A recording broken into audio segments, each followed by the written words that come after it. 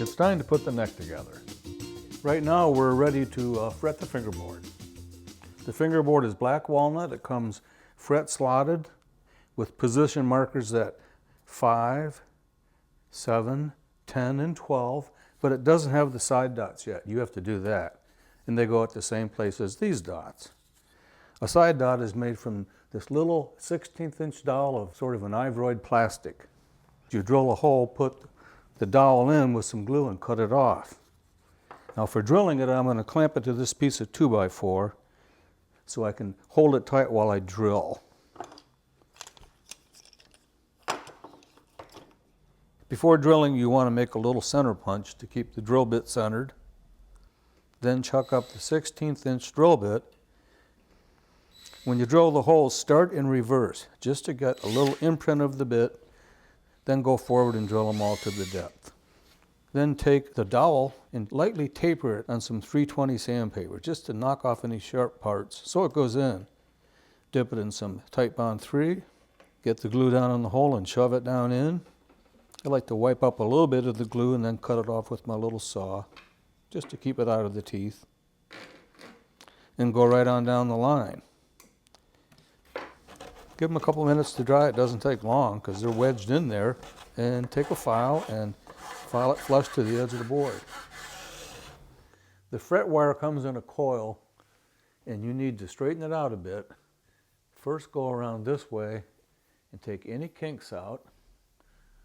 Your fret tang, that's the part that goes in the slot, is downward. And when you get that, then look at it sideways and try to straighten it out in that dimension too. It doesn't have to be perfect, but decent. And then it'll just straighten itself when you tap it into a fret slot. Take the fret and slide it up to the edge away from you, and then bring it up right to the edge with a tiny little overhang. I want to cut this as close to the actual length as I can. I run my cutters up to the board and then back off just a little bit and cut there. What that gives me is a fret that's almost perfect and won't take any trimming with cutters later. A file will get the work, like that. This is some masking tape upside down to hold my frets in place, because when I start hammering them in, these would jump all over. Hold the fret between your index finger and your thumb and put it over the slot and try to balance it there. It's going to want to tip on you. And press a little bit when you're holding it square. It'll start in, and that's when you pick up your hammer and tap down one side away from you, then the one side towards you till it starts to seat and holds its position. Then you can hammer it home. I'm going to put this first fret in with a regular old carpenter's hammer. That's probably what you have, and that's what I started with. Today I have fretting hammers, but actually my favorite right now is this little ball peen hammer. It's smaller than the big one, got enough heft to pound the frets in, and there's less chance of me hitting my finger when I pound it in. Once the frets are seated, I want to run super glue with the fretboard on its edge down into the slot and let it come out the other side just to hold them in. Before I do that, I'm going to gently wax off the board. I don't want to pack wax under the frets. I just want to wax it off so that it won't get super glue on the walnut. You could use paste wax like I'm using, or probably turtle wax. You could use beeswax. I've got some wax paper on the table so I don't glue the board to the table. I'm using water-thin super glue, StewMac number 10. The glue will run down the slot and drip out the other side. Once it cures, it'll really hold the fret ends down and the frets. And I'm hitting it from both sides. So now I'm going to file the ends of the fret overhang flush to the board.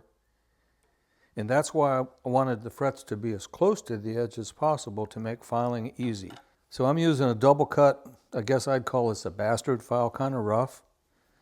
I hold it like, sort of like that. That's one way to hold the file. And that's two ways. See those fingers? They're going to guide you along either the fretboard or this piece of wood that I'm on, so you can't jump up. You'll feel like you won't get anywhere because some of the ends are sticking out more than others and it's kind of a bumpy road, but once you start to smooth them, it'll go real easy for you. As they come in flush on the edges, Then I'm going to turn my file and just bevel it a little bit. Not a lot, but you want to get that fret end bevel. That's by holding it at an angle. It's really easy if you're not using these fingers as a guide to jump up and scar your frets. The neck mounts to the body with a doweled butt joint. That's the butt joint, and these are the dowels, 2 hardwood 1/4-inch dowels that you'll glue into those holes that come pre-drilled, but you have to drill these 2 holes because the body wasn't put together yet. These are 1/4-inch holes, and if you measure down from the top to the center of the holes, you'd have a 1/2 inch to the first one and 1 1/4 inch to the second one. You do have to be able to drill the neck nice and square to the body, and I can show you how to do that now. Here's another good use for a mold. I prop the body up off the face of the mold about a 1/2 inch with some plywood because I want some room for my drill chuck to come in there. Otherwise I couldn't get level. Right now I'm going to start the 2 holes with a smaller bit. It's about 1/8 inch just to get an imprint.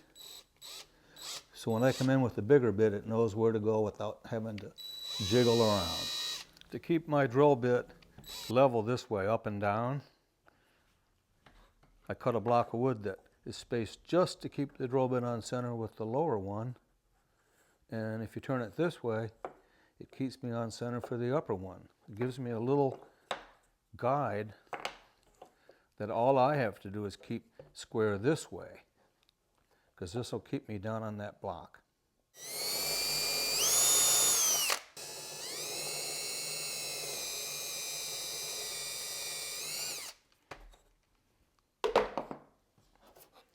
And that will be just a real nice fit for my dowels when I glue them and press them home. Here's one of the easier jobs of building this kit. It's gluing the fretboard onto the neck. I'm going to slide it up to that pencil mark, which is the nut line. That's where I'll glue it. You can feel on the edges, and the wood's a little bit wider than the actual fretboard, so there's a little to file off later and sand. You can feel for this overhang so you know you got the board centered from side to side. And just wrap away with the rubber bands. I'm going to put glue on this surface and that surface. Probably dip in some water a little bit because this stuff starts to gel or set over real quick. And so you'll watch me, but I'm going to be moving as fast as we can go here. That's that easy. Now there's no hurry. Now you can let it set for a second and do a little cleanup. It'll actually grab better if you do that. I've already got the rubber band tied to my clamp. I'm not going to start real tight. I'm going to start just a medium wrap.